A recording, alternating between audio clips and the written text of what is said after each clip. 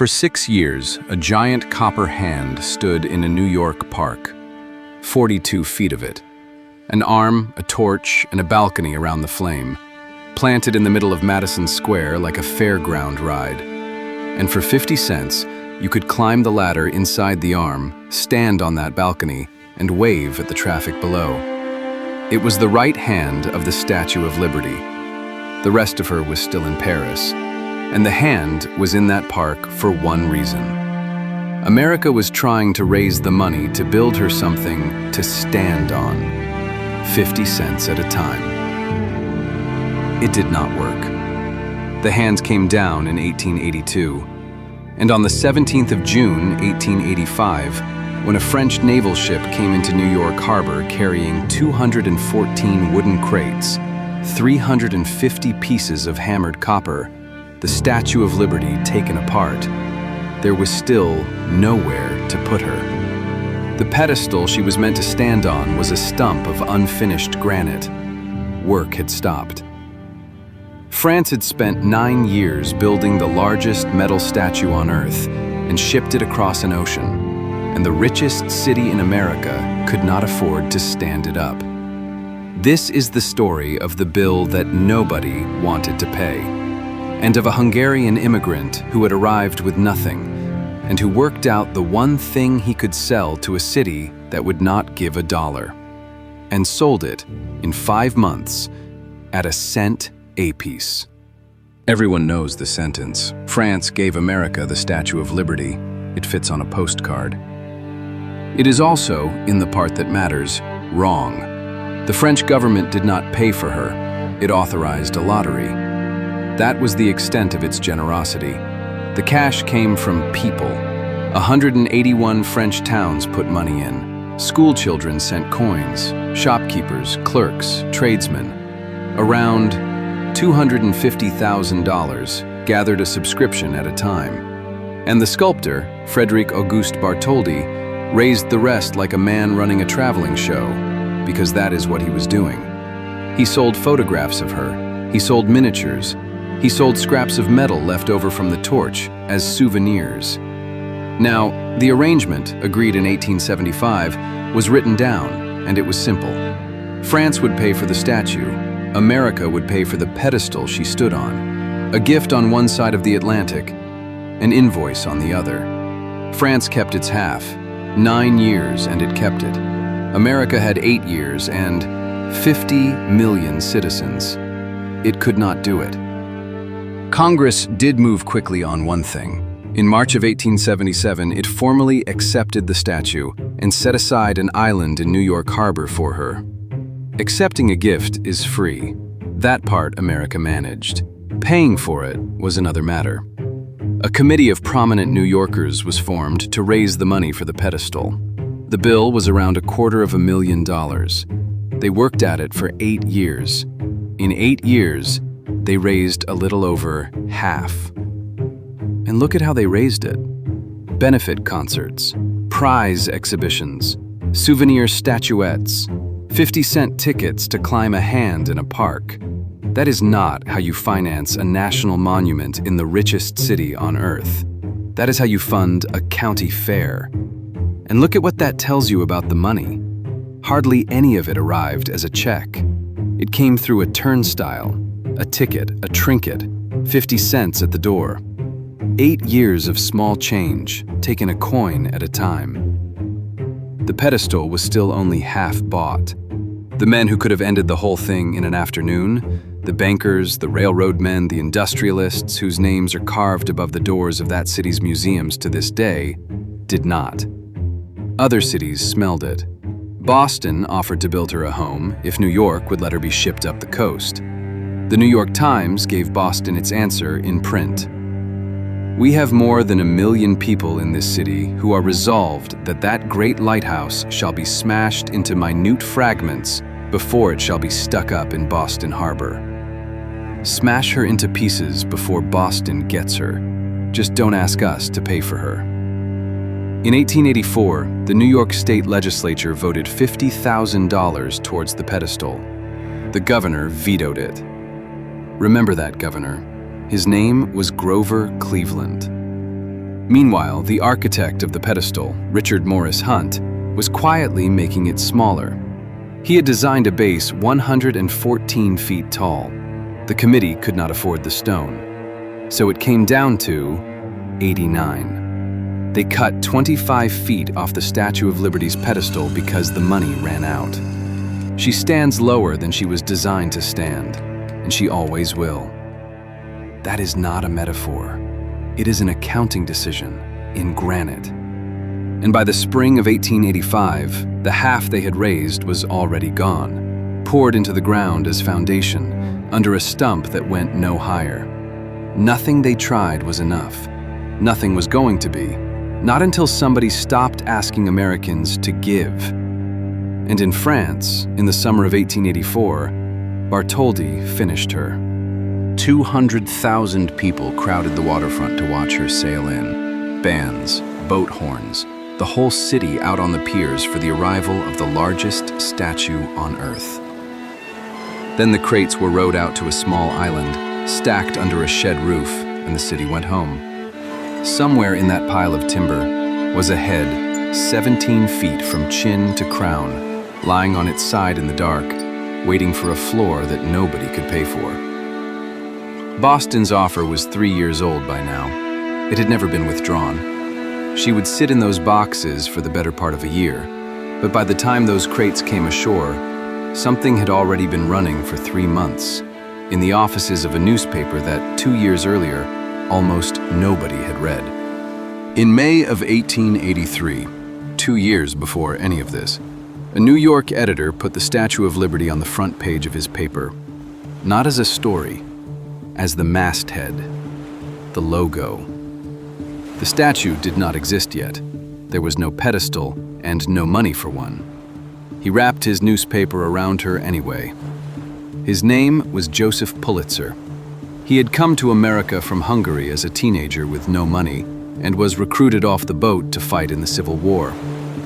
20 years later, he bought a dying New York paper called The World from the financier Jay Gould for $346,000.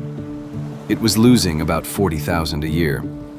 Its circulation was around 15,000 copies, a rounding error in a city of newspapers.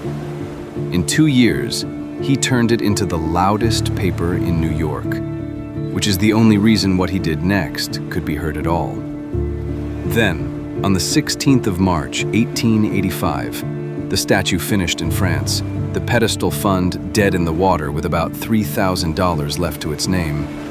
Pulitzer turned his front page on his own city. Let us not wait for the millionaires to give us this money. It is not a gift from the millionaires of France to the millionaires of America, but a gift of the whole people of France to the whole people of America. And then he made the offer that did the work. Send money, any money, and the world will print your name. Not a list of major donors, not an honor roll of the generous rich. Every single name. A dollar counted, a nickel counted, a cent counted. You send it, we print you. They came in by the sackful. An office boy sent 5 cents. 5 cents, he wrote, as a poor office boy's mite toward the pedestal fund. A young woman who described herself as a young girl alone in the world sent 60 cents and told the paper it was the result of self-denial. A kindergarten class in Davenport, Iowa sent $1.35. A home for alcoholics in Brooklyn sent $15. And a group of children sent in $1 and explained exactly where it had come from. It was, they wrote, the money we saved to go to the circus with. Pulitzer printed them, all of them. Column after column after column of names in tiny type. The office boys, the shop girls, the school children, the men in the Brooklyn asylum, running down the pages of a New York daily like the ledger of a country that had decided, in the absence of anybody else, to pay for itself. On the 11th of August, 1885, 5 months after he started, he announced the total. Over $102,000 from more than 120,000 people, and 80% of it had arrived in sums of less than $1. The pedestal was finished the following April. In the spring of 1886, they began bolting her together, piece by piece, on top of the money of people who could not afford to give it. Not one of those 120,000 names is on that pedestal. One name is, and it isn't Pulitzer's. It was bolted on 17 years late to a woman who had been dead for 16 of them. She did not live to see it. That one thing Pulitzer had to sell, it was never the statue. He wasn't collecting donations. He was selling immortality at newsstand prices. And he was selling it to a city of immigrants and clerks and delivery boys who had never in their lives seen their own name printed anywhere. Which is exactly why the rich had been no use to him. A millionaire does not need to see his name in a newspaper. He is already in the newspaper. The one thing Pulitzer had to sell, they already owned. He had understood something the bankers never did. People will not pay for a symbol, but they will pay to be part of one. And he was not doing it for love. He had been wearing that statue as a logo for 2 years. The campaign carried his circulation with it, and within a few years, the World was the biggest newspaper in the country. He saved the Statue of Liberty. He got rich doing it. The second one is why the first one worked. The man who accepted the Statue of Liberty on behalf of the American people had already tried to stop her. She was unveiled on the 28th of October, 1886. A naval parade in the harbor, crowds packed along the streets of Manhattan, and on the platform, the President of the United States. The President was Grover Cleveland, the same Grover Cleveland who, 2 years earlier, as governor of New York, had vetoed the $50,000 for her pedestal. He would not spend New York's money to stand her up. And 5 months before the ceremony, as president, he asked Congress to appropriate money for the celebration. He would not buy her a floor. He bought her a party. Now, that name on the pedestal, to understand how it got there, go back to 1883, 2 years before Pulitzer printed a single one of those names. The pedestal fund is desperate. Somebody has the idea of holding an art auction, the Art Loan Fund exhibition in aid of the Bartholdi Pedestal Fund. And writers are asked to donate original manuscripts to be sold off to wealthy collectors. One of the writers they approached was a New York poet named Emma Lazarus. She wrote a sonnet for the sale. She called it The New Colossus, and it contains these lines. Give me your tired, your poor, your huddled masses yearning to breathe free. Those words are, today, something close to an American creed. They are quoted in speeches. For most people, they are what the statue means. Now read them again, knowing what they were for. She did not write them to be read out. She wrote them to be sold. The manuscript was donated to be auctioned off to a rich collector, a lot in a room full of checkbooks. The most famous invitation in the English language was, on the day it was written, merchandise. And it didn't work. The auction raised a little. It closed nothing. The men with the checkbooks kept them shut. The poem went into the exhibition catalog, and there it stayed. It was not read at the unveiling in 1886, not one line of it. Emma Lazarus died the year after the statue opened, at 38, before the sonnet meant anything to anybody. It was fixed to the inside of the pedestal on a bronze tablet in 1903, 17 years after the unveiling, 16 years after her death. So look at what actually happened at the foot of that statue.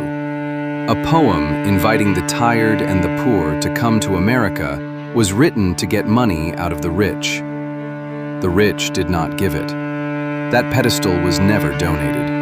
It was sold over a turnstile for 8 years and over a newsstand for 5 months. 50 cents to climb a hand in a park, 60 cents from a girl alone in the world, 5 cents from an office boy, $1 that had been saved up for the circus. Nobody ever wrote the check that would have ended it. She was retailed, twice, to the people who could least afford to buy her. And it took the country 17 years to put those lines on a pedestal that the tired and the poor had already paid for. Emma Lazarus's name is on that pedestal.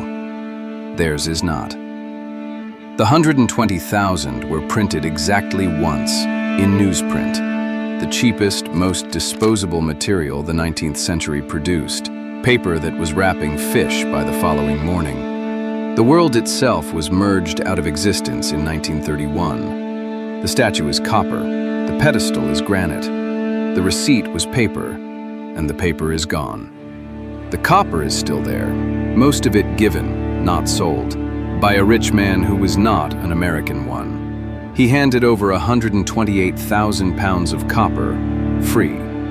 His name was Eugène Secretan, a French metals dealer. A year after she opened, Secretan set out to buy every pound of copper on the planet. All of it. He very nearly did it. And when the price broke, it took one of the largest banks in France down with him. She is still wearing his copper.